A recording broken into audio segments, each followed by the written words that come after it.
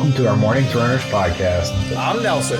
I'm Jeff. And I'm Kyle. And we're the fucking Morning Throners.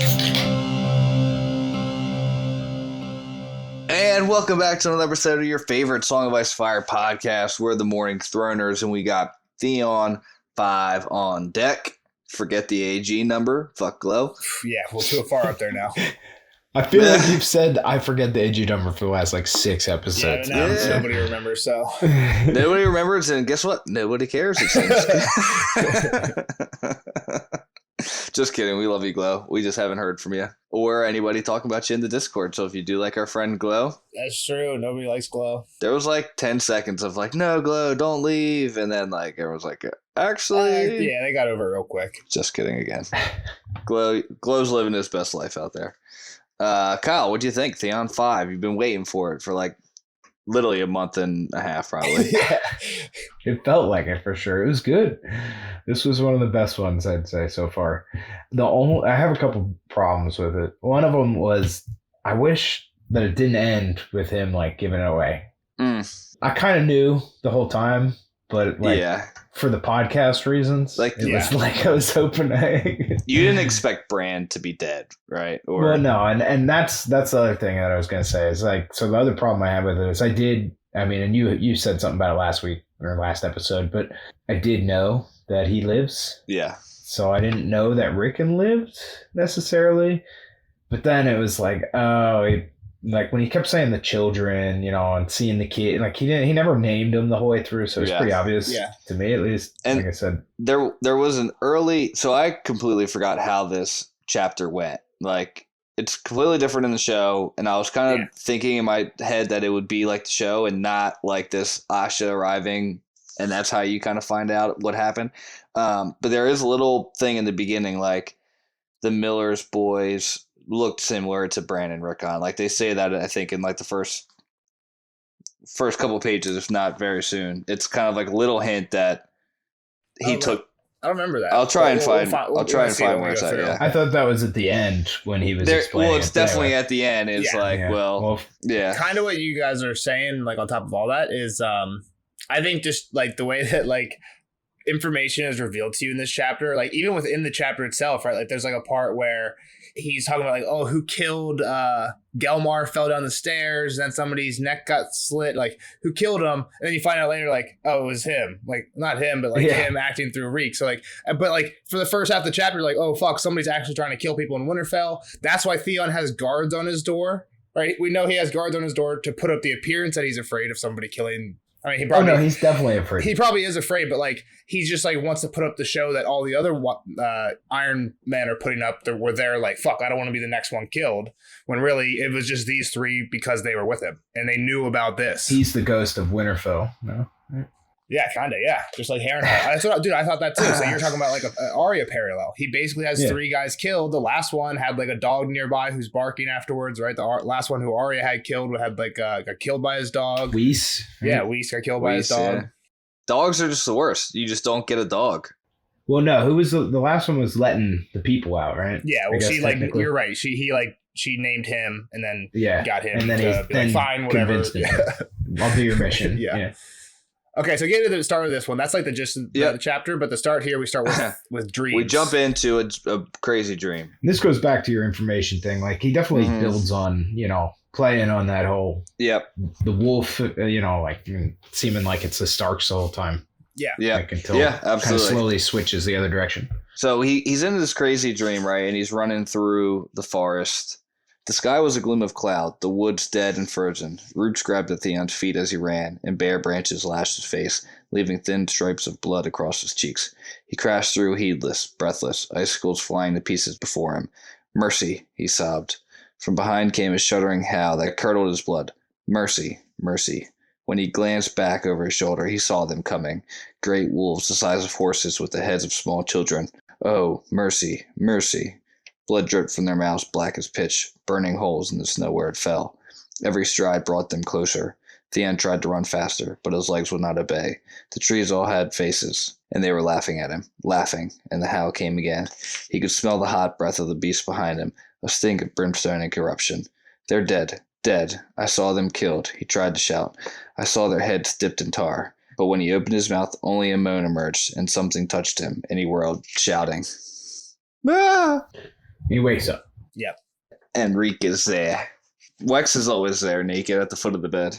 So I think a lot of this was like he was like, why am I having these dreams? I was trying to show mercy to the other kids, right? Like, is that what the mercy in this means? I don't know what the mercy's about. I think it's mercy for himself. For himself. But yeah. He also talked to Lewin about it, you know, way back last chapter. Lewin's like, please show the boys mercy. And well, at the very end of the chapter, he's like, they've lost. Basically, yeah, time for mercy's over. But then he does like, and then no, that was before Reek. I think when Reek shows him the clothes, then that's when Theon kind of understands immediately when Reek shows him the clothes at the end of the last chapter. And then Theon or Lewin's like, I hope you're not going to do anything stupid. I hope you're still going to keep your mercy. And he's like, the time, like you said, time for mercy is over. I think that's after he realizes like kind of what the plan is. Like as soon as Reek shows the clothes, he kind of realizes like, oh, there's these two kids here. We can dress up and kill. But he realizes that he has to kill them or this plan doesn't work. So when Lewin says, oh, I hope you're going to be merciful, he kind of drops the hint to Lewin like, hey, I'm not going to be coming back with two live boys. You know what I mean? Yeah. Because he knows, again, who knows how much he knows, but I think he's pieced enough together at that point to know he can't bring them back alive or else everybody's going to know that it's not Bran and Rickon. Yeah. So we only get a little bit of Lewin here, and that's a lot later, I guess, when he has another dream. Yep. I don't even know if I want to go forward with this train of thought. So let's just move on to Reek waking him up. Yep. So when he wakes up from this dream, and again, so I think to this one, this parallels the last chapter, but in reverse. Last chapter is him hunting these wolves and like literally tracking wolves and boys through the wolves. And now they're tracking him. And now they're chasing him. Hunting, right? Go hunting both ways. He tells Lewin they're hunting. There's blood at the end, right? And here he's being hunted by them. So yeah, just kind of reverse. I mean, to be fair, he was afraid about this last chapter too, I think. Yeah. He was like, this fucking wolf is dangerous. I mean, if the wolves really turned on him, did they really have a chance? I don't know. I mean, I guess at some point you have enough men, but... Even Asha says something to him about it. Reek wakes him up with news that Asha has arrived, and he's all pissed off because it took her so long. And we learn that they're eating, I guess, breakfast. They're breaking their fast, whatever. I don't know what time. I guess it's morning. It's like dawn. But they're eating. Yeah. You can call it whatever you want, breakfast or just a fucking meal.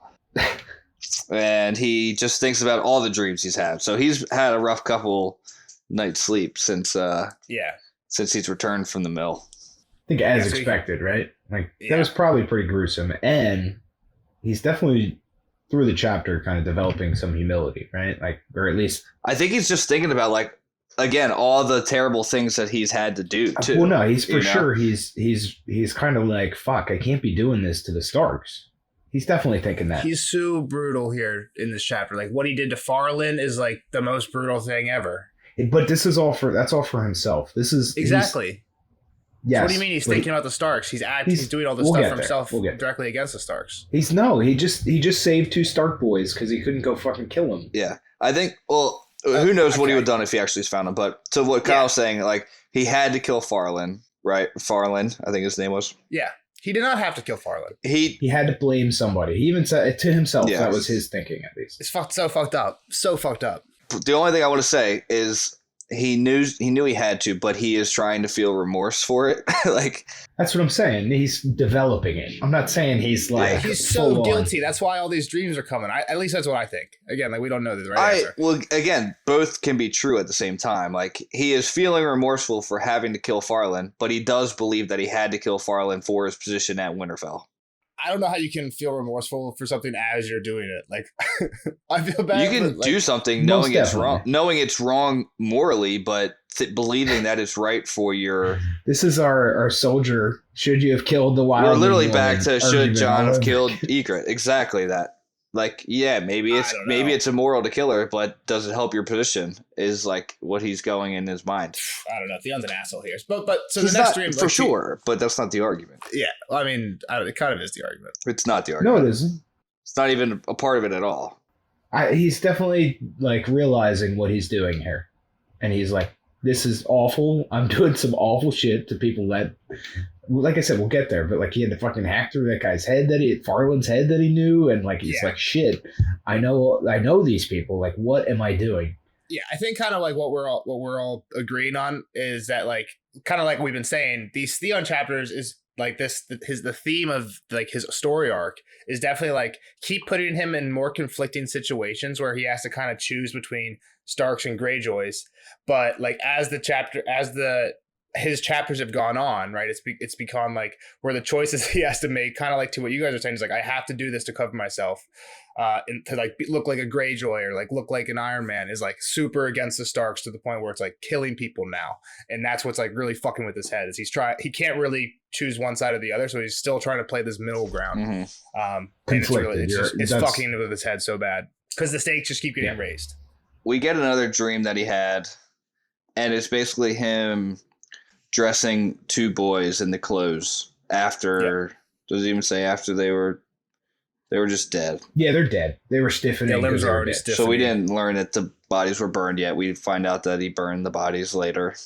Yep. And then the next dream is him back with the miller's wife, who he said last chapter that he was having affairs with. Yeah. And he says here he remembered her body. He forgot her name but remembered her body. It's a Theon thing to say. Yeah. So back to the other dream though, real quick. This is kind of the first hint, I'd say, because why would he be dressing the Stark boys? Yep, right. And if you remember, Kyle, like at the end, they had the cloak and the bat or the pin. Like yeah, he had exactly. So that was probably your biggest hint sneaky, of last chapter, and Again, it was kind of weird at the last chapter, like why, like because all Reed did was show clothes, and then Theon's like, I know what you're going again. So Jeff and I mentioned this in the spoiler section of the last Theon chapter. There is a slight hint in that they chapter. They mentioned the Miller's boys, I think, that there's boys. Yeah, they're like Rogic toddled over the little ones or something like that. But it's like it's not even to the pack where they're like there's two young boys. They just said like the little ones, or it was like a general term. So there was like a hint at it, but like really nothing to go on. So then this last one, like Jeff said, about the miller's wife, she's basically begging, and he's just like, and so in this dream, she has teeth above and below, and she tore out his throat even as she was gnawing off his manhood. It was madness. That's a movie. Yeah. Teeth, right? Yeah. Oh, God. Now I got to put that in the podcast resources in the Discord. I think I might skip out on that one, boys.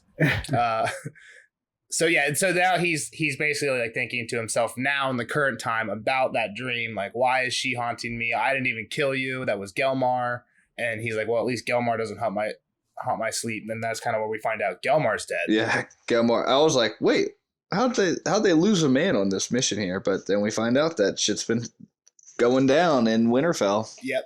And we don't find out right away. Like he just kind of leaves it at Gelmar's dead again. So this is like a chapter where like you get information in weird ways. Like you don't learn the truth of anything. You're like, how the fuck did Gelmar die? And here I have a note highlighted. It says, "How did Gelmar die?" Yeah. I didn't remember when I first read this, and then like 3 times later, I was like, okay. But no, we need 3 paragraphs about how he got dressed up, and then he didn't want to look like a pussy to his sister, so he got undressed and dressed again, and then put on his shitty ass crown because Mikken's already dead, and he didn't have a good person, so he had a shit ass crown. But it's okay because we'll have a better one later.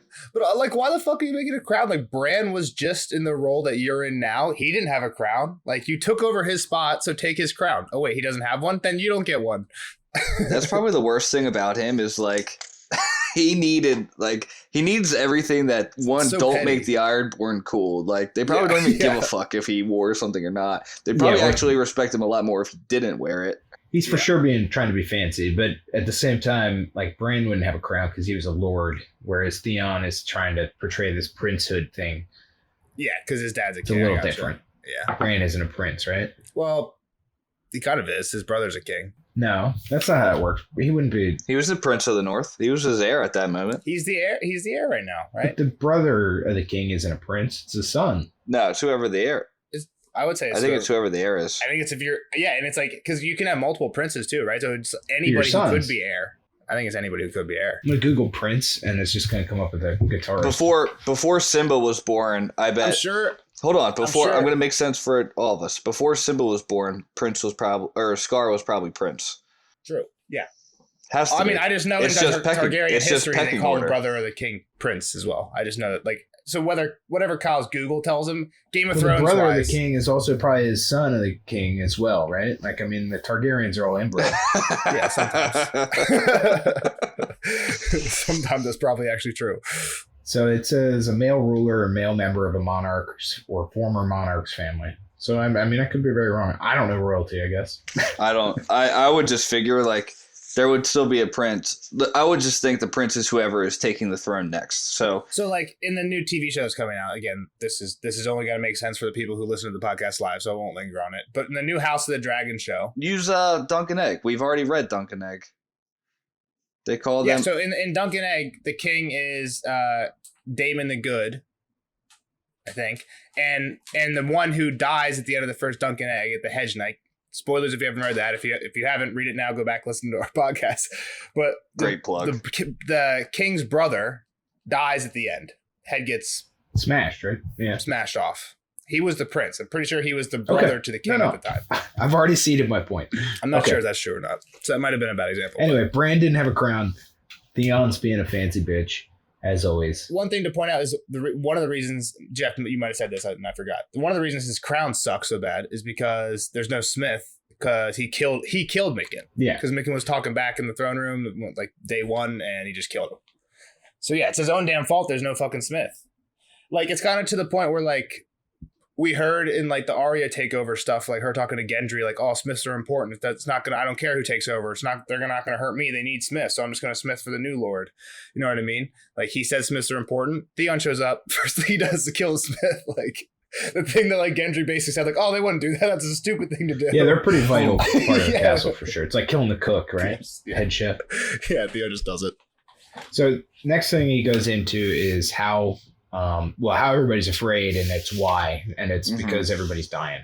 So Gelmar the Grim tumbled down the steps, broke his back.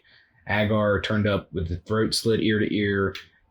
Guinevere, whatever. Guinevere, Red dead. Nose, Doesn't matter.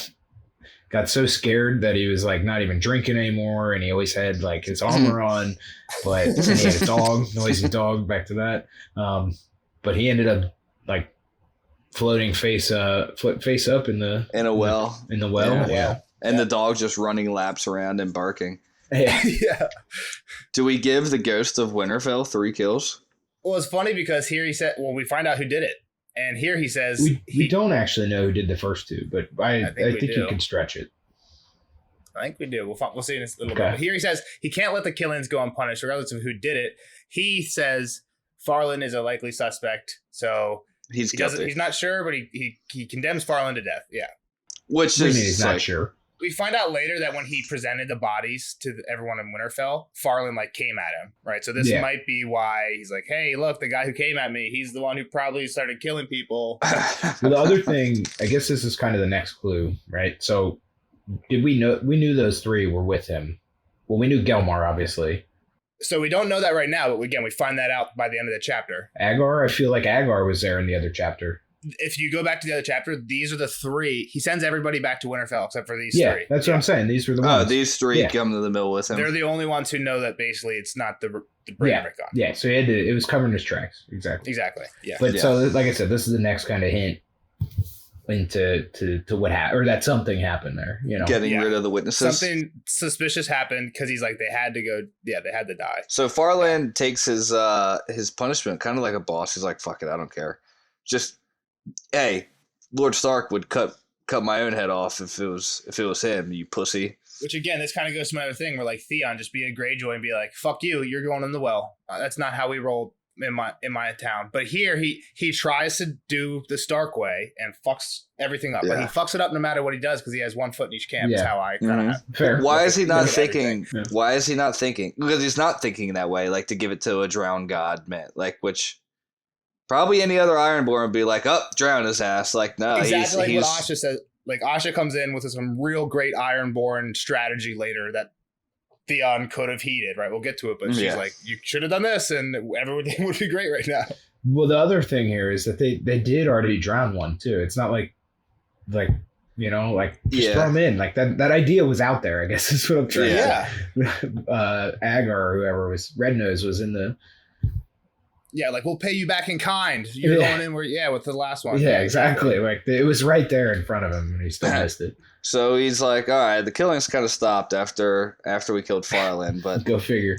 The killing of Farland, I don't know if we said it, the first axe blow lands between the shoulder blades, then it takes 3 more. I mean, what did he do? Close his eyes? That's an awful swing. He said his hands were sweating. Yeah, and it's twisted in the grip. He's making excuses, yeah. Yeah, I mean, minus. I mean, let's be real here.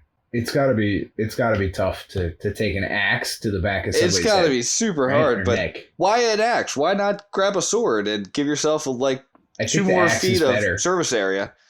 That's the other thing. Is right here, the next thing he thinks is like, fuck, Ned. Like, he throws up and he thinks like Ned never took more than 1 swing. Ned did have like a huge Valyrian steel sword. The sharpest swords in the world. The sharpest thing ever. Yeah.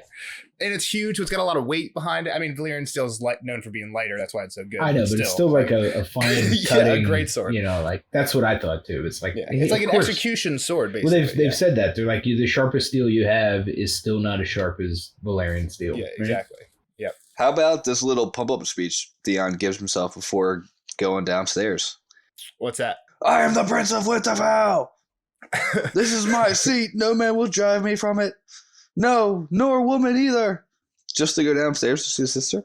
Was that when he was yelling? No, that was when he killed Was that after he killed Farland? I was thinking he said this as he was walking. That's out loud. That was out loud, right? Yeah.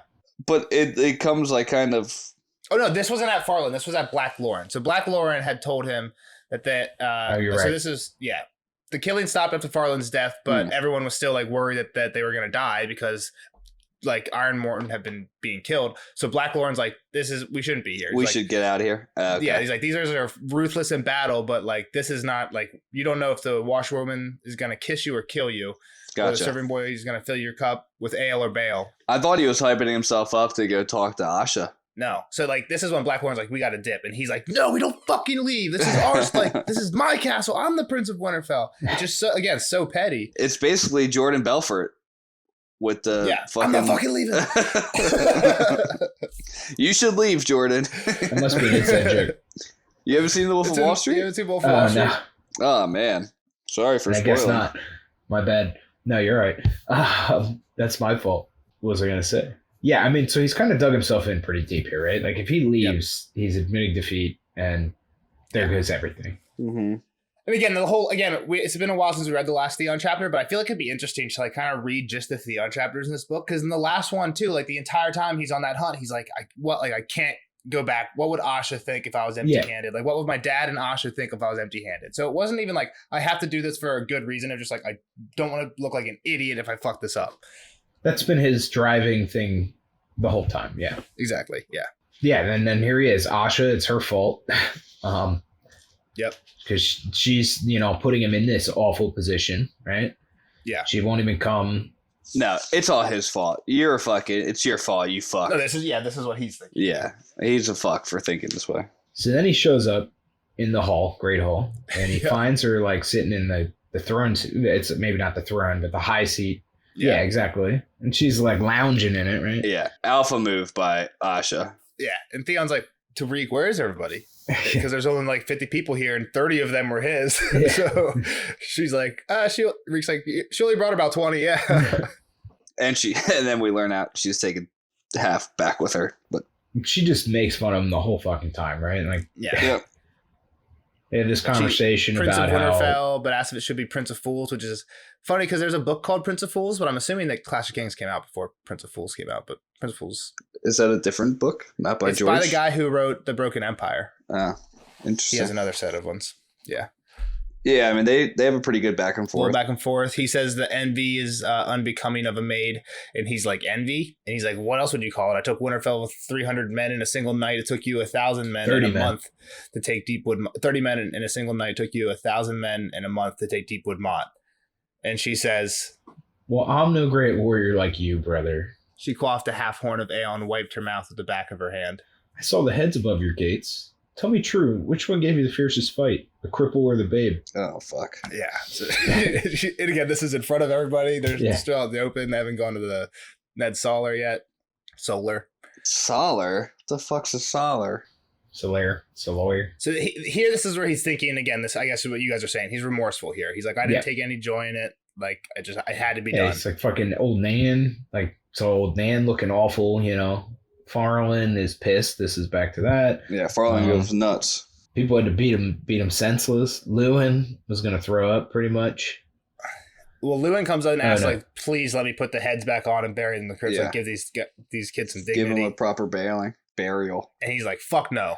Next clue. So what's the clue here? Because he's respecting the Starks. You can't put non-Starks down there. Exactly. There's another clue here, and I was definitely wrong. Like I just kind of peered through the whole chapter. It's definitely at the end when he says they kind of look like Bran and Rickon.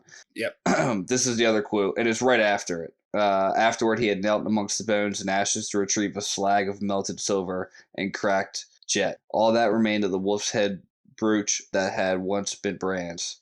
He had it still. Bran had it still. No. What do you mean? What do you mean? Because Theon has it now. He had it still. What do you mean? No, I thought Theon's picking it up. He had it still. He's literally picking up like. But Bran still it says that had once been. He had it still.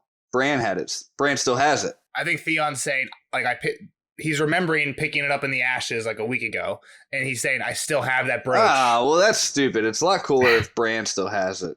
It's almost like Theon's keeping this proof that he's killed Bran. Like Tim, that's the proof. But it's a melted fucking piece of silver. It doesn't even look like a wolf's head. I think that's again part of the proof. Like this is something that Theon could throw to like Rodrik or to like Cat and be like, suck a dick. He's dead. That wouldn't prove anything. But yes, it would, because it's like jetstone, silver, like especially with all the news. Yeah, and everyone thinks like Cat already thinks this is true. If she sees that, and she would know, and that would like. But to one thing I want to say about Kyle's point, when I read this, I was like, Lewin's an idiot. They only bury the lords in the crypts. But that's not true. I guess that's not true. So from what I've looked up, Lyanna is down there, right? So the weird thing is we know that Lyanna and Brandon are an exception. But so what I found out, I did some looking into it. What turns out that in the crypts, anybody from the Starks can get buried, but only lords get statues. But Ned broke that exception and gave Lyanna and his brother a statue. There's also apparently one other Stark from like 100 years ago who was the like younger brother of a lord who also has a statue. But I knew there was like an exception that Lyanna and Brandon were like an exception that shouldn't have been that were like that unusual. But I think these two would be exceptions. So where did the other family members go? Again, I think they go in the crypts. What it says is Starks can go in the crypts, but they don't get statues unless they're a lord. And that's what Lyanna and Brandon, they got statues even though they weren't lords. That was the exception. Yeah. Okay. So I don't know if Brandon or Bran and Rickon would get statues, but give everybody a statue. Stop being, it's a lot of stonework. You gotta find somebody. If Theon hasn't killed him. Depends on how hard they fight back. All right, so they get back into the back and forth, and she's like, actually, I brought you 10 men. The others are coming back with me. And you don't want me to die. There's direwolves out there prowling the dark. Which is true, right? They're out there now. Yeah, I mean, there's no direwolf bodies hanging above the... maybe that's another clue. There's no fucking wolves. That should be another clue, yeah. Kind of like to what Cat was saying in the last Cat chapter. He would have had to kill the wolves. She would have had to kill the wolves. There's no way. Yeah. Yeah, that's a good point, Jeff. That's a hidden one that I didn't even connect. Which you would think maybe if you've been in Winterfell since these wolves were like you've seen how loyal the little wolves were before they had to lock them up. Like if you're Farland, you'd be like, wait, where are the wolves? Like no one asked that question, but I guess that's pretty out there. Yeah. But it's the first thing Kat thought of. She hasn't seen the kids in over a year. Well, like Farland definitely should have thought that because Farland was with them, right? Out there trying to find Bran and Rickon. When he's the hound and they guy. Were tracking the wolves, right? So Farland should have known, hey, we were tracking the wolves. How did you get them without the wolves? So, yeah, that's a good point. So the next thing is like we get some information on what's going on everywhere, right? Yeah, so they walk back to the Solar now, I think. Yeah, they go back to the Solar. Dagmar got defeated by Rodrik, but he was able to escape with survivors. We don't know how many. I don't even know how many were there. Well, and she picks on him here too. She's pretty much like, of course, like he got fucked up. They had mounted horses. Like, why did you send them there? Is essentially what she's saying here, right? Right. Yeah. Yeah. Oh yeah. What did you expect? That's what she said. Sir Rodrik knows this place. Cleftjaw has no idea where he's at. Everybody was mounted. Our Ironborn don't stand a charge of armored horse. You're lucky he's alive. Yeah. Like you almost sent him to his death. Like, so this is more against Theon. Yeah. And then this is Theon then saying that like the Northmen are riding against him, right? I don't think so. She knows more than I do. No, because then the next... Oh, you might be right. Because I was confused, too, because the next line is that I need not have brought you any. So... Yeah, I think you're right. Theon... What my notes say is Theon says that she knows more than he does, and then he says that this is going to give Leobo Tallheart the courage to join Roderick, and he also knows that Wyman Manderley has sent 12 barges upriver packed with knights and soldiers. The Umbers are also gathering beyond the last river. So all that stuff is what I have on this map right here that I just pulled up. Great map. Oh my God. Torn squares, the brown dot to the bottom left of Winterfell, right? So black is Greyjoy going to Stony Shore. Gray is Roderick coming to the right. They don't say this here, but Kat got the letter from Castle Serwyn from Roderick. That he was coming, yeah. So that white dot there is Castle Serwyn. So it's probably where Roderick is. It's basically the intersection of that river and the King's Road. Oh, he's getting close. And that's in the Cat chapter. So we don't know if he's there yet where this Theon chapter is. You know what I mean? Yeah, and timeline doesn't matter. So the boats coming upriver, the barges, that's from White Harbor. That's the blue arrow in the bottom right.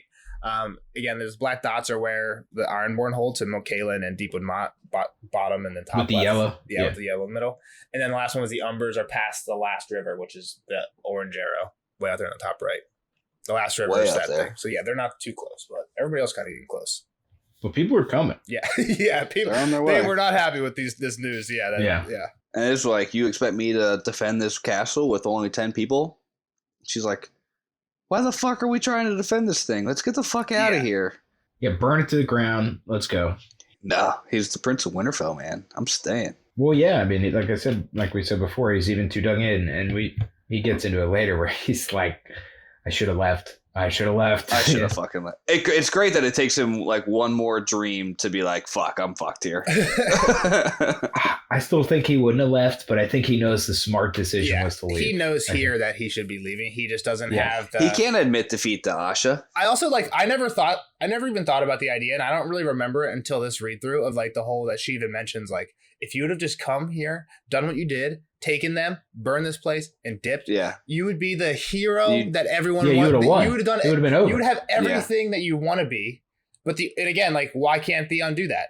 It's because he's like 1 foot in each camp. He can't just burn Winterfell. He grew up here because he wants to be a lord. He wants Winterfell. He doesn't give a he doesn't give a fuck about. I mean, I'm sure the title matters, but like, he wants his dad to love him, but he wants to be Ned Stark, is what he wants.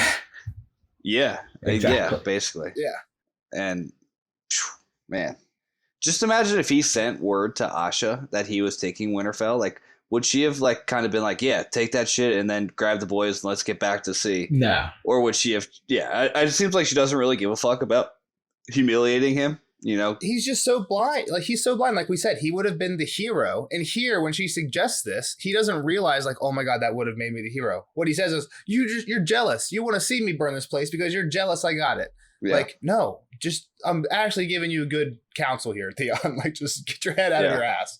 Yeah, but she pretty much lays it all out for him, back to what we were talking about before, where he's not making Ironborn decisions.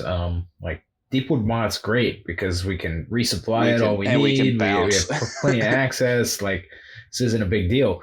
But you came all the way inland. We don't know how to fight this war here.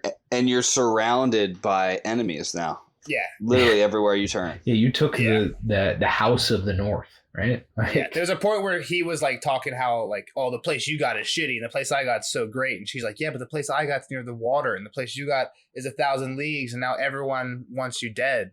Krakens rise from the sea, Theon. Or did you forget that during your years among the wolves? Yeah, be a Kraken. Yep. So then she talks about putting the heads on spikes out on the wall. Yeah, there's a part where she seems like she just kind of like they're having this like tactical argument and she's like, it like kind of just breaks character for a second. It's like, how could you kill like children though? Like, regardless of everything else, like what the fuck's wrong with you killing children? Like, that's just fucked up. Well, and then to put them out front, like, of course you're asking everybody to come fight you. Yeah, and here he has an excuse that I think he's right about one thing his father would approve of. Yeah, I think so too. It's like, it was blood for blood. Ned killed my brothers. I think his dad would be all about this. Which again, like, you don't even have to take him back to Pike. Just show up, kill him, burn the place, and leave. And your dad probably would be super, super fucking happy about that. And it's not like how I would have wanted it to go, but. Do you think his dad would have wanted the pleasure of doing it himself? Maybe, I don't know. The fact that Theon did it would have maybe proved himself to him. Ashi even gives like a kind of like, all right, like I can take that. Like, No, our brothers. I think she gives like a smirk, like she realizes. I think it even says like she smirks, like He's she full. knows it's BS. Yeah. oh yeah, well, Well, she's making fun of him too. Again, our brothers. First off, like you didn't just avenge your brothers; it was our brothers. And like, did you bring their ghost from Pike, brother? Like, I thought they only haunted father. Basically saying like, I didn't think you gave a fuck about that. Yeah. Yeah, exactly. And then, to be fair, he has mentioned that his brothers died like a lot. No, it's. I think to the contrary. There's a part where he mentions how he was on the. it was good, right? On the bridge. He was going from River Run to Seaguard, so he could take a boat to the Iron Islands, right, to go back home. And on that way, he was going with the Mallister son. I think it's Patrick Mallister. Jason Mallister's the Lord. Mm-hmm. He's going with Patrick Mallister, and he's like buddy with Patrick Mallister. But Patrick Mallister's dad, Jason Mallister's like, don't be friends with him. Like, they raided us. And I think Jason Mallister killed Rick. He's the one who actually killed one of Theon's brothers. Oh, and they're friends. Yeah. And Theon jokes to him, he's like, if he thinks I owe him any ill will for killing Roderick, like, I don't. Like, I got the bigger bedroom when he died. He made like a joke about it. You know what I mean? Like, so I think, I don't know if I agree with you on that one, Jeff. I think there's literally evidence where he says, I didn't give a fuck about it. Like, did that put him next in line? No, I don't think it helped. I mean, probably. Yeah. I feel like he was almost like, I don't want to say this either, but he might have been too young to like know his brothers. Like, he was pretty young, right? Like, he barely remembers. Or they like bullied him or something, maybe. I'm not sure. I don't think their relationship was super great. Yeah. He was 10, so old enough to know his brothers. I feel like when he's tried to portray that he's not a Stark or he has no allegiance to the Starks, he's like, how could I be like these people? I was their hostage and they killed my brothers. Like, he's mentioned that, like, but when it benefits him. That's true. When it benefits him. Gotcha. So then she's like, well, now you've created a new chain of revenge, you fucking idiot. Yeah. And this guy's gonna, like, Roderick's coming. He's gonna have that same bloodlust you do. Yeah. And he's a badass dude, man. A little bitch. Yeah. Yeah. Burn it, leave, is what she says again. and makes fun of his crown before she walks away. Yeah. Yep. Looks like shit. Did you make it yourself? She's also like, this tastes like folly to me, but what would a shy maid know such things? So she just like kind of being sarcastic with him, like, oh, you know better than me. Mm-hmm. And then, so she's gone. She doesn't hang long. He watches and waters her horses dip. He watched her go and wondered why he wasn't going with her, right? Yeah. Yeah. So that's like, again, like, he knows he's an idiot, like, right off the bat. He knows he's too proud. He just can't. Yeah, he's just he had one option. It's so painful to watch it. He just killed like so many people. He can't just leave. It's like innocent people he murdered. And then Reek comes up to him, kind of sneaks up behind him. It's like the office where Pam Angela's all of a sudden right behind Dwight after he's talking to the girl. Yeah. He's like, what the fuck? At the bar, whatever the bar. I think that's improv too. Like, I think he was actually surprised that she wasn't supposed to be there or something. That's so good. But that'll definitely be the diff chord. Which is funny, right? Because this dude's called Reek, but he didn't stink. So. Yeah, he hasn't stinked ever since they cleaned it out the first time. Yeah. But Reek comes up with this great idea, like, hey man, with a little bit of silver, I think I can go out. I'm from here. Like, I can go find 200 men for you. I know people. Yeah. Does he know 200 people? A smelly dude that was fucking pigs? Does he know? Yeah. Does he know 200 people that would fight for him? Maybe, I guess. But so Theon knows like, fuck it. Theon knows he doesn't have enough men, and he's like, well, fuck it. If I lose Reek, I lose Reek. Who really cares? Well, and he's the last witness. Like, goodbye. So I think this is also where we find out. Isn't this where we find out that he's the one that Reek is one that's killed all three of these people? Theon basically had Reek kill everybody. Somewhere in here, I'm pretty sure. Oh, yeah. I should have had him killed after he did the others. Yeah. Mm-hmm. Again, like, so we find out this information, like, in really short one-line things. Like, you can easily miss it. But, so... But he was worried that Reek left a note somewhere, it sounds like. So, so he says Reek can read. So the reason... what he says to himself, at least, is maybe he just didn't have the guts to kill him. But what he says to himself is he was afraid that Reek could have, like, left a note somewhere. To, like, as, like, a... Yeah. Kind of like how in Batman, in the beginning of Batman, he's like... You kill the bus driver. Like, if the bus driver knew that everybody else was killing everybody, like, kind of like how he turns on him. It's like, oh, exactly like that. Like, he would have left a note. Yeah, I'm jumping around. Right. The bus driver realized because everybody else had been killed beforehand. He's like, this is going to happen to me, and he pulls the gun on the Joker, right? The guy who's like before them. Yeah, right? the guy who gets hit by the bus is like, well, I was supposed realizes to kill. What's going on. I had to kill this so, person. Like, Theon's afraid that's Reek, who's left a note like, hey, in case I get killed, they're not preying on Rickon or something like that, right? Yeah. At least that's what he says.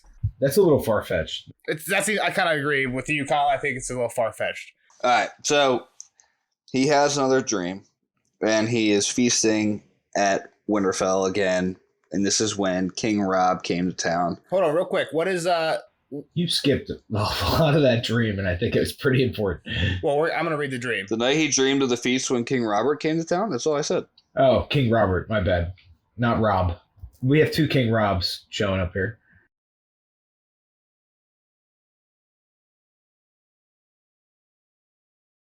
I'll read the dream, but real quick before that, what does Reek want for this? 200. He wants to fuck a girl. Paula. And she's not a maid, so it's okay. Maiden. Yeah, she's the one that was already raped, and she's also Farland's daughter, which is, again, just even more fucked up. Like, hey, can I fuck the rape victim whose dad you murdered? Only if you give me 200 men, otherwise you're fucking pigs again. It's like, oh my god, these two. This POV. It's so. I'm laughing, but it's so brutal, dude. It's so fucking brutal. It's kind of. I want to go back just for a real quick second. When Asha's like, "How could you kill children? How could you do half the shit that you guys do when you take over a town?" The fact that Asha is like questioning your morals, like to your point, like the Ironborn are like so low on the moral totem pole, and like we have like they're chewing dead people's fingers off to get rings and shit. Yeah. All right, so Theon has this dream. I'm gonna read it. That night he dreamed of the feast Ned Stark had thrown when King Robert came to Winterfell. The hall rang with music and laughter, though the cold winds were rising outside. At first it was all wine and roast meat, and Theon was making japes and eyeing the serving girls and having himself a fine time, until he noticed that the room was growing darker. The music did not seem so jolly then. He heard discourse in strange silences, and notes that hung in the air, bleeding. Suddenly the wine turned bitter in his mouth, and when he looked up from his cup, he saw that he was dining with the dead. King Robert sat with his guts spilling out on the table from the great gash in his belly, and Lord Eddard was headless beside him. Corpses lined the benches below, gray-brown flesh slothing off their bones as they raised their cups to toast, worms crawling in and out of the holes that were their eyes. He knew them, every one. Jorah Cassell and Fat Tom, Porther and Cain, and Hullen, the master of horse, and all the others who had ridden south to King's Landing never to return. Micken and Shale sat together, one dripping blood and the other water. Benford Tallheart and his wild hares filled most of a table.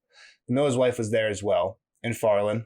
Even the wildling Theon had killed in the Wolfswood the day he had saved Bran's life. But there was others with faces he had never known in life, faces he had seen only in stone. The slim, sad girl who wore a crown of pale blue roses and a white gown spattered with gore could only be Lyanna. Her brother Brandon stood beside her, and their father, Lord Rickard, just behind. Along the walls, figures half seen moved through the shadows, pale shades with long, grim faces. The sight of them sent fear shivering through Theon, sharp as a knife. And then the tall doors opened with a crash, and the freezing gale blew down the hall, and Robb came walking out of the night. Grey Wind stalked beside him, eyes burning, and man and wolf alike bled from 100 savage wounds. He woke screaming. So that was what I thought you were saying, the feast, and then King Robb showed up. That was what I thought you were saying. Yeah. So my bad. No, you're good. Right. I should have said it was Robert. King Robert. Nobody really calls Robert Robb, right? Nose. Yeah. But is this like a green dream almost? It kind of feels like it, right? Like feels weird. For sure. Definitely. I mean, all of them Robb's have kind of felt dead? All of them have felt kind of weird.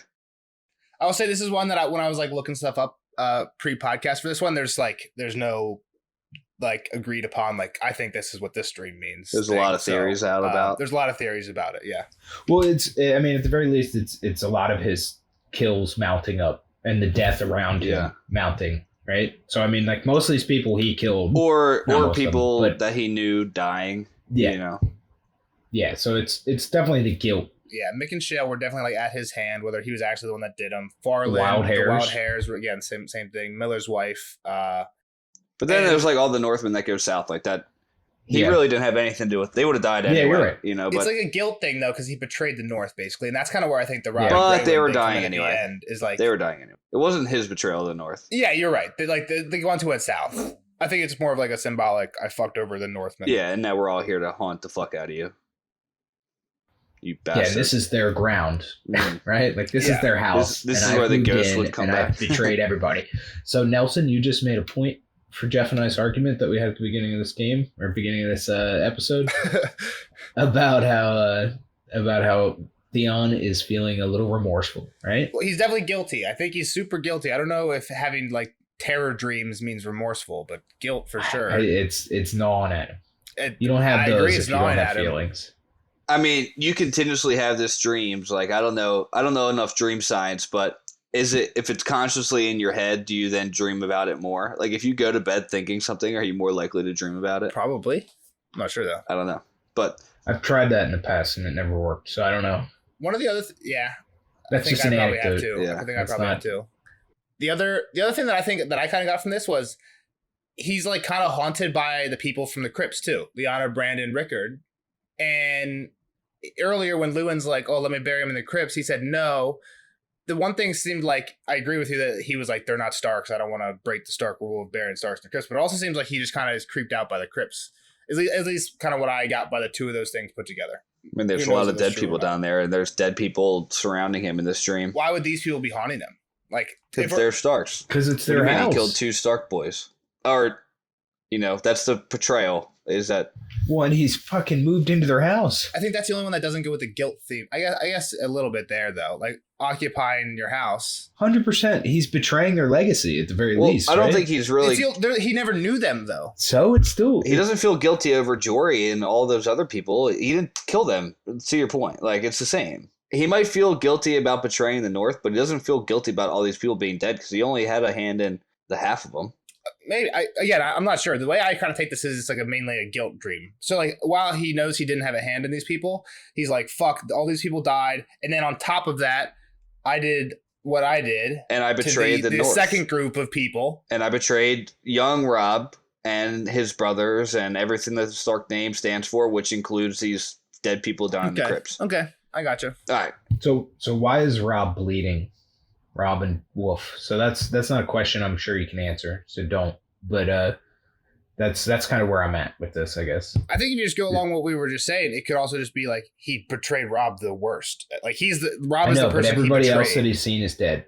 And Robb's not dead, but he like fucking. Everybody else in this dream is dead.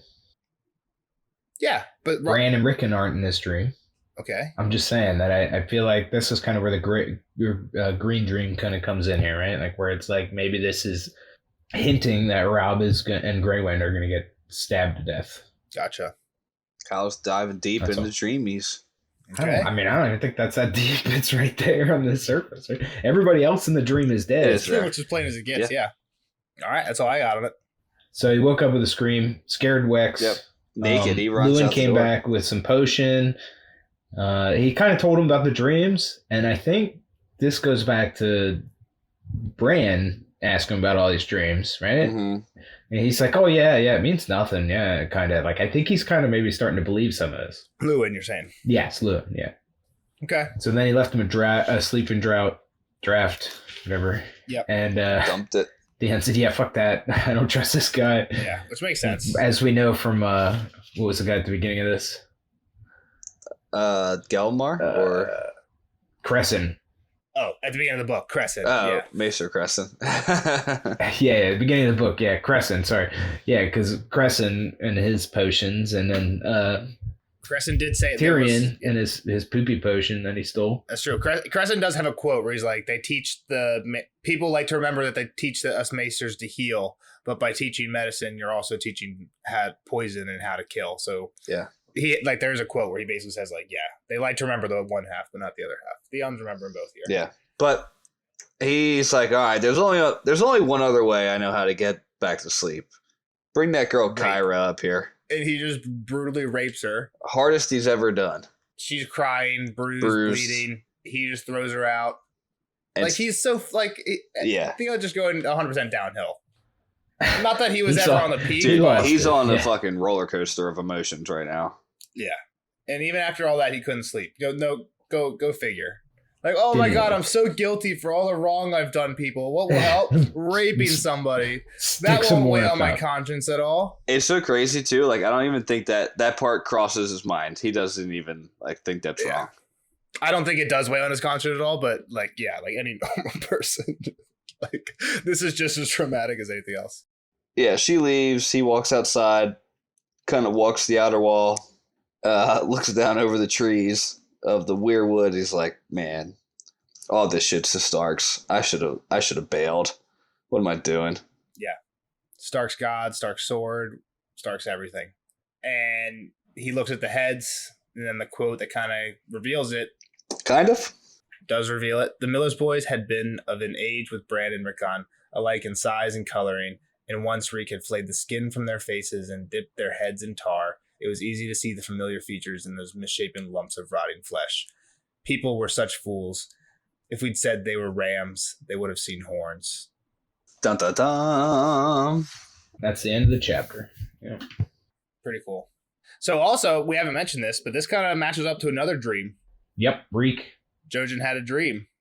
Yep, Reek killed Bran and Rickon. He just did it. He was flaying the faces off of Bran and Rickon.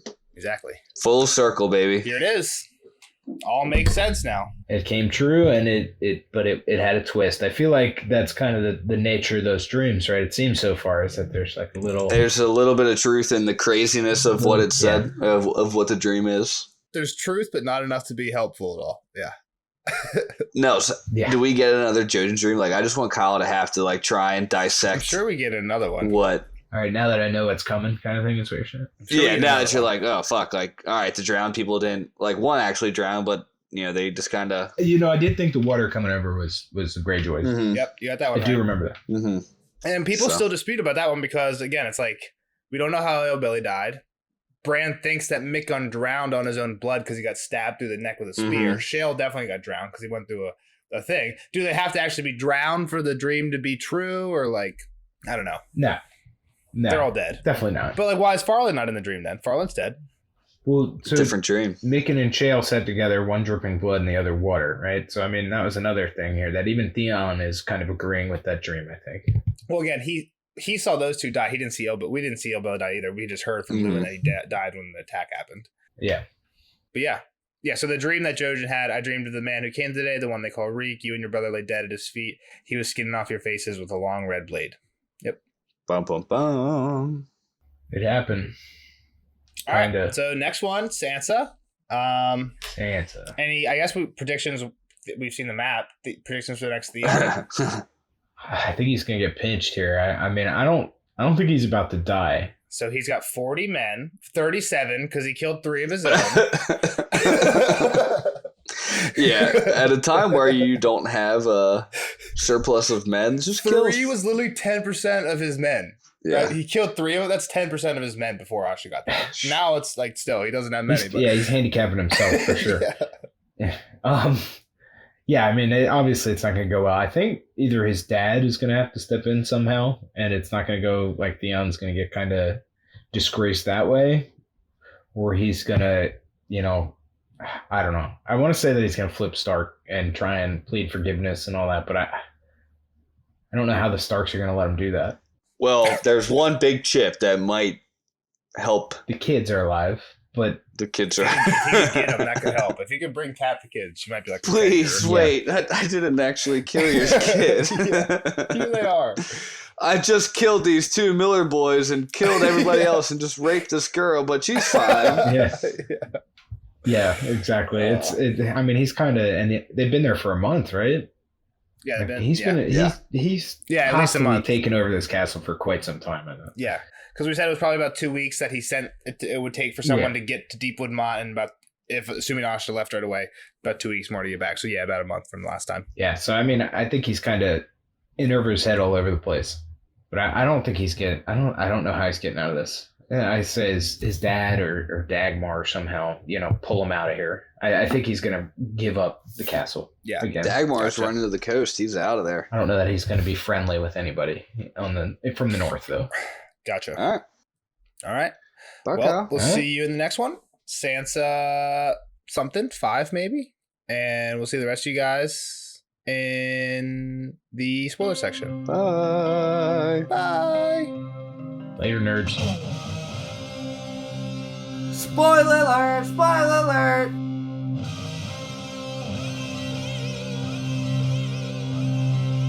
Spoiler alert! Spoiler alert! See you later, Kyle. Thanks for hanging out, bud. Now on to the spoiler section of Theon 5. Jeff, what are your hot takes? So I have to first apologize to all of our great fans out there because I wasn't able to take as good of notes as usual. So I tried to take some notes as we recapped the non-spoiler. This is definitely Bloodraven fucking with him. Dude, I don't know. The dreams are weird. Before we get into the dreams, I will say it'll be edited out of the non-spoiler, but I said Ramsey for Reek one time. Did you catch that? No, I didn't. I called Reek Ramsey one time. Oh, man. And Kyle immediately said, "You mean Reek?" And I said, "Yeah." But I blushed, and I hope he didn't notice I blushed. But man, you fool. I'm going to edit it out of the non-spoiler, so it won't be there for anybody. Dude, it just seems so informative that it's not Bloodraven. What do you mean?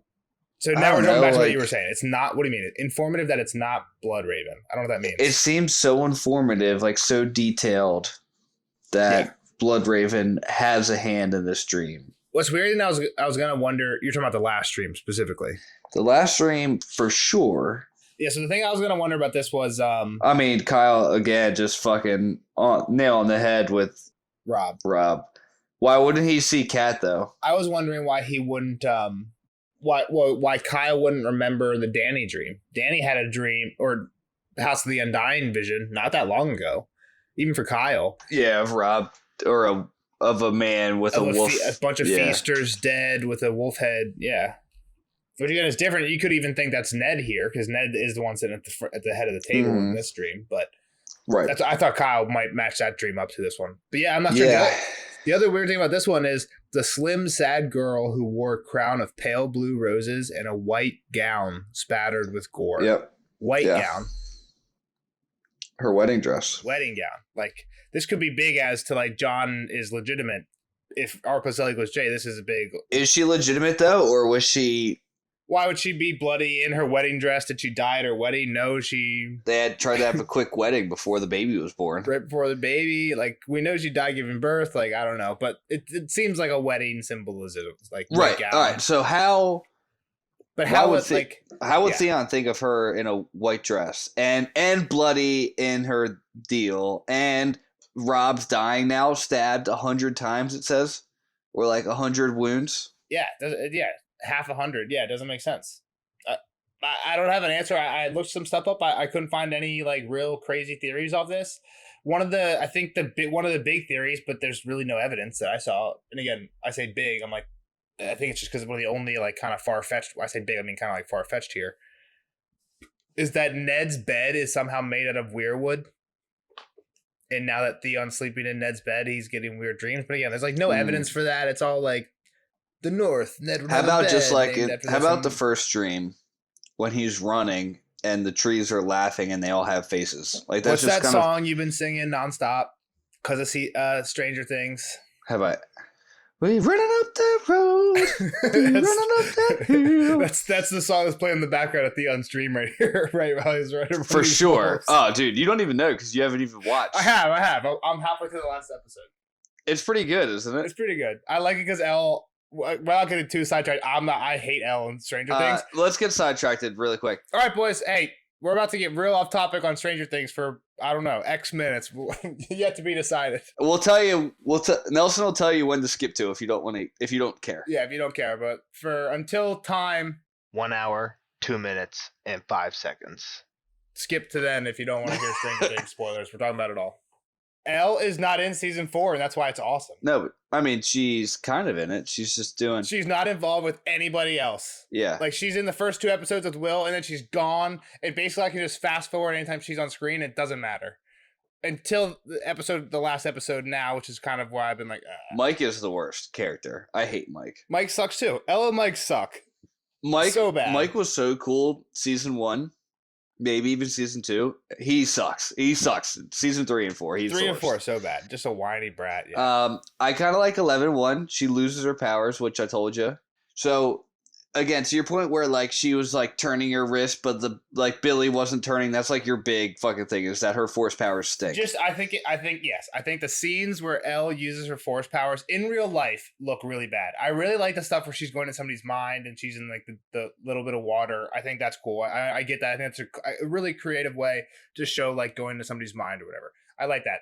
When she's using the force, it's bad, but I do think that in season 4, there's a part where she does that to Henry and she turns it's him. better. It's better. He's like wavering and she's like, the acting's a little bit better. There's still, again, like I feel like the only special effect they have though, besides having somebody on wires and relying on Elle's acting, is they just like flash the lights, which it just like takes, I don't know, it takes me like the way they flash the lights too. It's not like all the lights are on and then all the lights are off. It's like one light in the room would be on while one's off, and then they'd switch. Which, like, again, you guys would be like, who thinks of this? Yeah. When you flip a light switch in a room, all the lights go on or all the lights go off. Like, there's nothing electrically wrong that could go on that makes what's happening in these rooms happen. Maybe, which is maybe I like think, why it's... but I think the lights have been tied for a long time with the upside down. It's more than... But I get it. Like, if you're this crazy electrical shit going, it's for something about it, it just takes me out of it, and I'm like, this is fake immediately as soon as I see it. But I'll give it to you. It's been better in season 4. And to the point of she's learning her powers better, so she's able to kind of control people a little bit more than like she was like sure she was shaking, but she couldn't really move the person the way she wanted. Well, my problem earlier was that it looked too clean. It looked to me like very obvious that Billy was just like on wires and just getting rotated. Like there was no like like tilt back and forth. Like there was no fight. There was no fight about it. There's like there's no wobble to it. Sure, it's clear like there's some computer trick they're doing. What have you seen with Max so far? She's like, again, so I'm literally halfway through the last episode. Like of part 1 or part 2? The last episode of everything. Oh, so he just Master fucking Puppets, but I haven't finished it, so be careful there. But she's fucking in the cemetery and she's up in the air, like that's a dope scene. Yeah, that's cool. I like that. I think that's cool. But Elle's nowhere to be seen. Elle is what really does it. How about Vecna just fucking snapping people's limbs in half? Yeah, the way that I think the animation or CGI on the way that he's killing people with their eyes popping in, I think that looks cool too. Just for whatever reason, fuck. Something when like Elle's on screen, it just really. You're just a Millie Bobby Brown hater. I guess let's get back on track. You are back on track. Bang. Back to Theon. You can't tell me this isn't a Blood Raven dream. The thing is, it has to have Theon would have no. So all right, so this is what brought us like. All right, literally in the first one, the trees are laughing at him, and they all have faces. Every tree is a weird wood with faces on it. Yeah, so that's a big Blood Raven thing. And the other thing is, like, I could see how this could just be like Theon's subconscious being a guilt dream here. Yeah. Except for the Lyanna thing. Like, if Lyanna actually got married to Rhaegar, there's no guilt trip that makes Theon remember that in a subconscious dream. The last dream, too. That's just somebody else influencing him. Does he even know that all these people are dead? There's a whole list of people that he hasn't seen in a long time. Like, how does he know that fucking Fat Tom is dead? You're right, because like a decent amount, not a decent, but a handful of them went out with Beric, right? So that we are going to see it, like when Arya gets captured by Beric, she's going to meet Harwin, who's Hullen's son. Here, Theon calls out Hullen, who I'm pretty sure is dead, but Harwin is not dead. So what if Theon, like, how would Theon have, like, why? Yeah, how do they know who was dead and who wasn't dead? Exactly. Unless it's somebody who does know that giving this to him. And why isn't Cat with behind Rob? Yeah. And again, yeah. Well, because she comes back to life. Kind of. Yeah, but why? Yeah. Kind of. I think she's still dead. Anything else on the dreams that we want to hit? I don't think so. I mean, the one thing that we can touch on is Miller's wife, Kyle. I thought Kyle might have said something about it. Theon fucked her. Theon fucked her, and it was his kid. Could be his kid. Exactly. Yeah, we talked about it, I think, a decent amount on the last Theon. It would be cooler if he resembled himself a little bit when the face was being flayed. Like, instead of seeing Brandon Rickon, he was like, and that kid looked a little bit like me. What do you mean when? Like, I don't. In a dream or something? Like he sees himself at the end whenever he thinks of the very last quote of the book or the chapter. When he's thinking of like Reek flaying him and like they showed Miller's some boys semblance. had been in age with Brandon Rickon or my hypothetical son, and in size and coloring. And he did have that little twinkle in his nose that looked like mine. Or He had this shit-eating smile. Yeah, exactly. But he wasn't smiling because we killed him. So I think you even one thing I have is you kind of mentioned this too. He says mercy a lot in this first stream. Mm-hmm. Mercy, mercy, mercy. When I hear mercy, that makes me think of Arya right away because she takes that name in the Winds of Winter chapter, like the preview chapter. That's like her. But I think she takes isn't Mercy a name she has in the show too? I don't know. One question I had is Paula, the girl in the show that ends up being a psycho with him. Paula? You remember in the show, like the psycho, like archer girl that her friend. You mean Ramsay's girl? Ramsay's like girlfriend. I think that's a girl from the Dreadfort. I'm not sure. Okay, I hope so because that's super weird if Paula just turns on. On that note, I don't know if this happens to Paula, but I know this happens to Kyra, who's the girl that Theon rapes at the end. She, I'm pretty sure, gets raped and killed by Ramsay, maybe on one of his girl hunts. And then a dog gets named after her, right? Because he names his bitches. I think Ramsay's known for naming his dogs after the girls he kills. Mm-hmm. And then people think that's not in the show, but people think that Ramsay is definitely going to die the same way he died in the show because it makes it's really symbolic if like all the bitches that are named after girls that he turn on him and eat him. Yeah, after he's that'd be pretty dope. And Sansa's standing there in front of the. You also have this like whole. That means we get a battle of the bastards. But why would it be Sansa? Because Sansa's not even there yet. Well, it would also be cool, like right after if it was like imagine like one of those things happening right after like Jon wakes up from Ghost, right? Jon dies. Jon's dead where we're at in the story. What if like the chapter where we get the Ghost, right? Because people think Jon warred into Ghost when he died. So what if like we get some stuff going on early? I don't know how it happened. You'd have to get a lot of shit going on before Jon gets resurrected. But I could just see like how George like lines up chapters back to back that like kind of mirror each other sometimes. Yeah. It'd be cool if like Jon wakes up from being out of Ghost, or like we find out that Jon went into Ghost when he died, and then the next chapter is all about all these dogs named after these girls killing Ramsay. Where it's kind of like, oh, when they died, could they have gone into these dogs, and now they're actually killing Ramsay. Yeah, but if they actually did go into the dogs, why would they listen to him until that moment that they could kill him? Yeah, I gotcha. Anything else on the dreams, or should we just move on? I think we covered them pretty good. The different dreams. I think the last one is the big one. What are other people saying? What are other people saying other than like Bloodraven? Again, people are kind of saying the same thing. That from what I'm seeing, most people are saying kind of the same stuff we are. Like it's really weird, but I don't know what it is. Like this doesn't really happen anymore to Theon. We've never seen this happen before to Theon. Like it's kind of like a one-time thing, which is why people kind of relate it to the Ned's bed, is because like it never happened before. It never happens again. What's special about this chapter? And we've had one other chapter where Theon was in Ned's bed, but the only thing really special about this chapter is that he's sleeping in a different spot than he normally sleeps in. So that's kind of where some people go. But again, there's no evidence for that, so I'm not a big proponent of it. Let's just think really quick. What would any intention of Bloodraven be to do this to him? Like, say he is trying to just fuck with him. Along the Bloodraven line, I will say that I think Preston Jacobs, again, if he had said this, I don't remember what exactly he was talking about, but I think there's a theory that he has that says that along the lines of Bloodraven can't actually see the future about anything. Right. And I think when he tries to propose this, the only thing he says is the only dream that we know Bloodraven really sends that's prophetic about the future is the one he sends to Jojin about Winterfell being flooded, and then the Reek thing. Right. Every other dream, he was right about both of them. Exactly. But so the idea is, how do we explain that? Right. So I'll get to that in a second. The idea is every other dream we get, like, so one example, Bran gets a dream about Ned being dead. Him and Rickon both have the dream of going into the crypts, right? If Bloodraven sent that, Bloodraven can see the future. Except for by the time Bran got that, like Bran got that the day the Raven arrived. The Raven was, so Ned was already dead. So he could just, Bloodraven could just see something far away.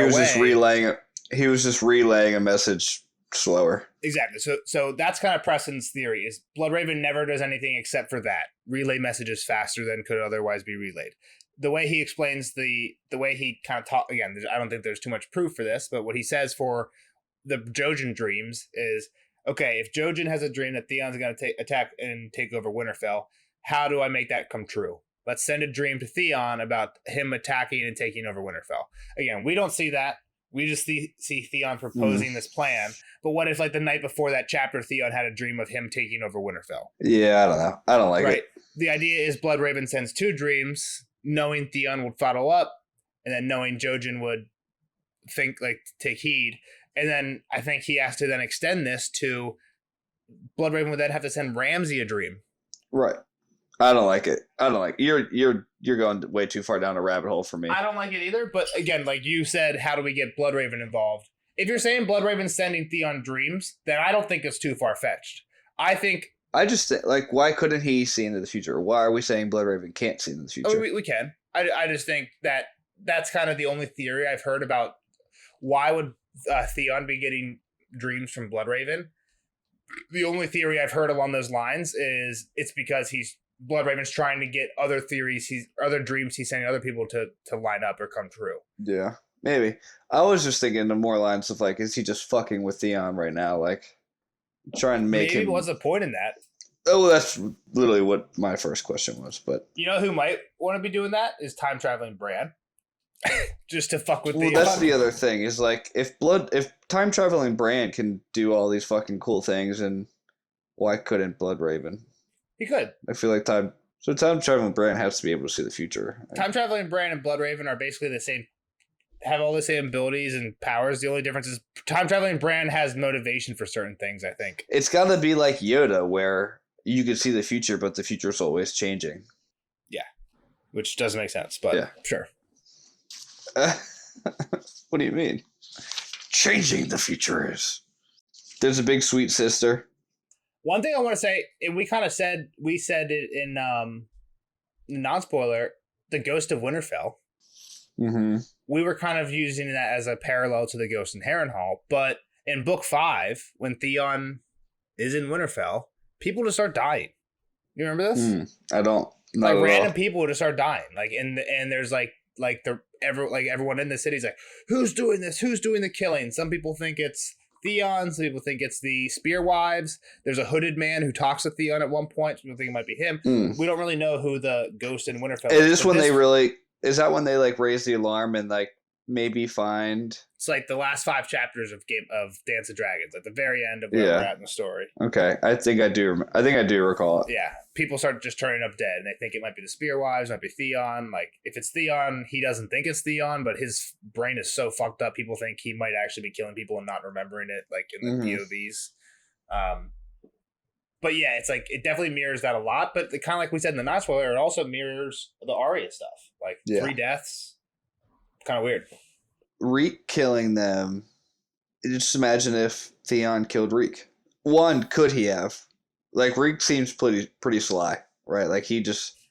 Without me even saying Ramsay, there's a decent amount of hints that there's something up with Reek. Kyle caught one that he doesn't stink. Dude, he doesn't stink. That's a big one, right? And that's like that's one thing that you put on with Varys, right? Is like when Varys smells bad, he's being truthful, and now that he's smelling clean, it's like, he can read and write. He snuck up on him like a fucking ghost. Faceless man. Yeah. And he killed these 3 people with no problem.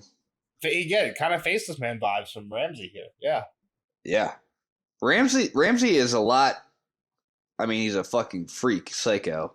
But I think there's more. I'm kind of excited to read more into the future Ramsay chapters because I don't really remember them. And I feel like this one is even more than the guy from the book, right? Because he didn't do this Reek betrayal to Theon. You're saying more than the guy from the show. Yeah.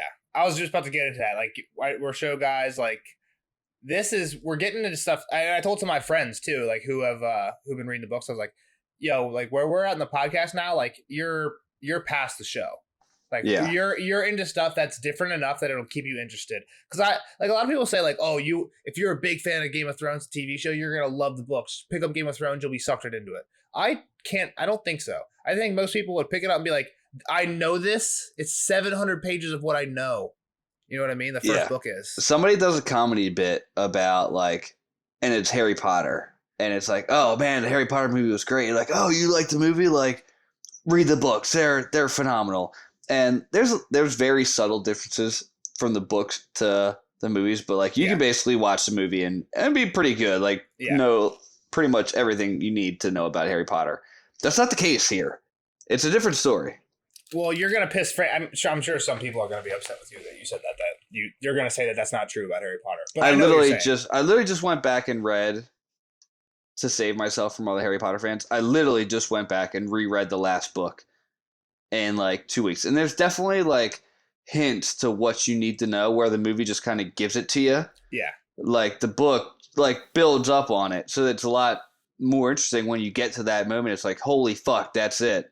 Yeah, but if you're just watching it, you're going to be entertained. And that's the problem with if you read the Harry Potter books first, you have a better appreciation for what the story is. If you watch the movies and then go back and read it, like maybe you can be like, oh shit, okay, this is something a little bit new, but you still don't appreciate because you know the story. Kind of to that point, it's like I think season 1 proves they could have done it with Game of Thrones too. Right. And again, season 1 cuts a lot out. There's no battle on the Green Fork because they can't afford it. So Tyrion just gets it with the hammer. Right. Yeah. Nobody like it's funny, like when people bitch about how much they hate the changes from Game of Thrones. Nobody bitches about that one. You know how many people hear that bitch like, why did they cut the battle of the Green Fork in season 1? Nobody cares. And then and then in season 8 and 7, like what do they focus on? These big battles. Like it's like that's not what the people want with this show, right? Yeah, that's not what people cared about. They cared about the storyline. We want you to be faithful to the books. Nothing like Tyrion being in that battle doesn't super matter. So us cutting that is cool, but cutting John Con is not cool. Even the Whispering Wood, like you don't even see that. You don't see the battle. Like you can see that battle. You don't see the battle in the books either. It's Cat on the Hill standing next to Hallis Mullen saying obvious shit. It's the same thing in the show. But she sees it. Like you could have done a pretty dope scene of Cat like watching it from up top. She says like there's like firefly, like the sunlight glinting off the lances is like fireflies on the opposite side of the river and stuff like that. But to your point, like that, nobody cares about that because it's faithful to the books, right? People get upset when it stops being faithful to the books because that's where like the story's at. I don't even know if they really care that the story kind of went awry because they don't really know where it's about to head anyway. But so just the fact that fact that the timeline, and again, I joke that the timeline doesn't matter, but the timeline just gets so severely sped up, and everything that they built to, and it's the joke, they forgot about. They forgot about all this shit, the Azor Ahai and all these prophecies, and the White Walkers literally get stabbed by Arya flying out of the air. Like everything that you kind of are building up, all of these theories that we talk about end up being the theories that we hound on the most didn't matter at all come 7, 8. Any of that stuff. One of my questions, like one of the things I wonder, especially at this point, is why did they change what they changed? Like to me, like the biggest things they've changed at this point is some of the Arya stuff in Harrenhal. And this Theon stuff. Why? Well, just number of characters, I would say. Like you can't have the Bloody Mummers and what else in Harrenhal? I'm just thinking in Harrenhal. Like there's too many people, like all the people that she worked for, all the Lannister men, like you just don't have the time and money to like introduce people. I like that change in Harrenhal where she's with Tywin. Yeah. But I don't think her with Roose would have been bad. I think that could have been just as good if they, again, those scenes are great, but we don't know what the scenes would have been like with her and Roose. They're good in the books. Agreed. I think the Ramsay one, and we'll see in the next Theon chapter, there's a big army outside Winterfell. That might be why they changed this stuff, just so they didn't have to have that big army, but so Ramsay is, I don't remember exactly what happens in the show, how Ramsay takes over.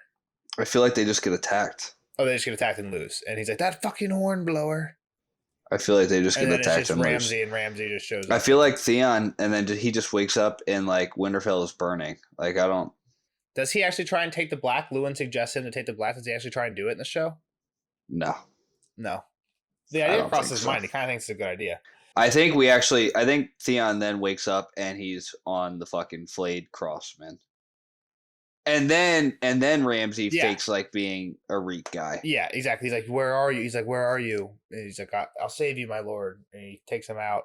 Then when he comes back, maybe that's wrong. He saves him, brings him back. Then he's like, "Where?" He's like, "Where do you think you are?" And he like named all these places, and he says like Serwyn or Umber, and he's like, "You're right." And he like flays him. He's like, "But what if I was lying?" Just like all over the place. I don't think any of that happens in the books really. I don't remember. Well, Except the one thing they is, chop off his dick, right? Theon's gone for a book. Like Theon's not in Storm of Swords. Kyle's gonna think he's dead. I think you're supposed to think Theon's dead. Like you go from thinking Theon's like the worst, and then there's just a reek, right? Then it's Reek, and you're not even sure it's Theon exactly. Yeah, You're not even sure it's Theon. It's I so remember. fucking awesome. It's gonna be really cool because he doesn't even know. Like he might think it, but like It's so good. if we can put our poker faces on. Yeah. So do you remember what happens next chapter? Maybe I won't tell you if you don't. The next Theon one. Yeah, I feel like I kind of told you a little bit in the last Theon chapter we did. Give you a little refresh. In terms of with Ramsay, like how do we get into that situation? How do we get to where we don't see Theon So anymore? he ends up fighting the outside army, right? Kind of. He gives them an ultimatum. He gives the leader of the outside army an ultimatum. I forget what it is. Sir Roderick's outside. Sir Roderick's daughter is inside. Yeah. He basically tells her, if you don't leave, I'm going to hang your daughter by nightfall. And Roderick's like, I can't. It's literally the situation we had with Davos and Stannis, where I was going to get. So this is when Stannis is trying to take over Courtney Penrose inside Storm's End. And he's like, what about old Lord Penrose? It's like, Davos, you met with him when I sent you to meet with all the lords. He's like, yeah, he was an old man, a kind man, and an honorable man. Davos says he's failing, like meaning he's getting sick and he's going to die. And Stannis says, I might have him fail more publicly in the sight of Storm's End walls. Basically saying like he's going to hang Penrose's father. But Courtney was a badass and would be like, fuck it, kill my dad. He says he's too honorable. He wouldn't like give up his honor for his family. And basically it's exactly what happens with Theon. He's like, I'm going to kill Beth. And Roderick's like, don't do this. He's like, I can't. He's like, I can't stop what's happening. You brought this on yourself. All you're gonna do is dishonor yourself more by killing my daughter. Like I can't. It's basically Courtney Penrose thing. So he becomes fucked. What happens though is I think basically they have till sundown, and then right before sundown, your boy shows up. I mean, doesn't Reach or Ramsay show up with all the Dreadfort men saying, "Hey, I'm here to help you guys." And Ramsay, it lets him in the gates, and then he just slaughters them. Well, he kills everybody outside first, yeah. Who is outside? Wyman Manderley with his 12 bar. Again, Wyman Manderley, maybe not, but like the White Harbor men. So he only gives Roderick the chance to leave. What he tells, I think it's a cool quote, but what he tells Roderick is, he's like, I walked up and Roderick offered me his hand and I took his arm. Like he literally shook hands with Roderick and with his other hand took his arm off with the sword, and that's when the battle started. And like basically all Roderick's men were unsuspecting, half of them drunk, not armored, at camp. Like maybe they were going to attack at dawn or something. Wait, Roderick dies by Ramsay? Yeah. Oh fuck. Wait, so why would he even tell him that I'm going to hang your daughter? You have to leave. Like I don't. Theon says that, doesn't know Ramsay's going to show up. Theon says that. Theon says that. Theon. I thought Ramsay said that. No. Gotcha. Roderick has sieged Winterfell, and Theon's like, that's Theon's last ditch to try and get Roderick to spare him. He's like, gotcha. If you attack me, I'm gonna hang your daughter. And he's like, we're attacking at dawn tomorrow or something like that. And then that night, Ramsay shows up. Roderick thinks, cool, more Northmen here to avenge Bran and Rickon. Then he kills Roderick and kills everyone while they're sleeping. Yeah, I gotcha. Theon comes in. Theon's like, holy fuck. He's like, Reek's the man. How did you do this? Also, how did you get this badass Bolton armor? And then like he like gets stabbed or something. Like he just like gets punched in the face or something like that. Yeah, that's cool. Or Ramsay's like, oh wait, you said I could fuck Paula, right? He's like, I actually think I want Kara now. And Theon's like, wait, no, I promised you Paula. Kara's mine. Exactly. He's like, and Ram's like, you think you get to choose who's in fucking charge now, boy? And he puts Theon in his place real quick. But yeah, he like plays it off with like, oh, can I fuck the? And you think that gives you power over me? Yeah, exactly. So it's a good next chapter. But again, that is after 6 very interesting chapters coming up. The next 6 chapters are all Blackwater. Yeah. So Sansa, Davos, Tyrion, Sansa. Does the battle begin with Sansa? Yeah, so it's Joffrey basically saying "kiss my sword." She goes into the holdfast and Cersei's getting tipsy. Everybody in the holdfast getting tipsy. Yeah, I'm excited for that. I'm excited for a bunch of them. I hope we have time to do them. Yeah, Sansa's short, and the next 2 are pretty long. So I don't know how we're gonna do that. All the Sansa ones are pretty short. They're like just quick peeks inside. I think we could do Wednesday, Sansa. Tell Kyle. Let's sign off and we can talk about it. There's a sweet sister. I just want to read it. All right, go ahead. Asha, it was her doing. My own sweet sister. May the others bugger her with a sword. Yep. So. Sweet sister, just like Cersei. How does she die? Another just gonna stab her with a ice sword? Maybe. That'd be pretty badass. Like in the battle for Winterfell. The way it works in the show is she goes back to the Iron Islands. We don't see her, right? She just dips out after she saved Theon. Yeah, she's soft. But yeah, I don't have anything else. Yeah, that's good. All right. We'll see the rest of you guys in the next one, Sansa 5, beginning of the Battle of Blackwater. Thanks for listening. Give us a like. Bye. Bye.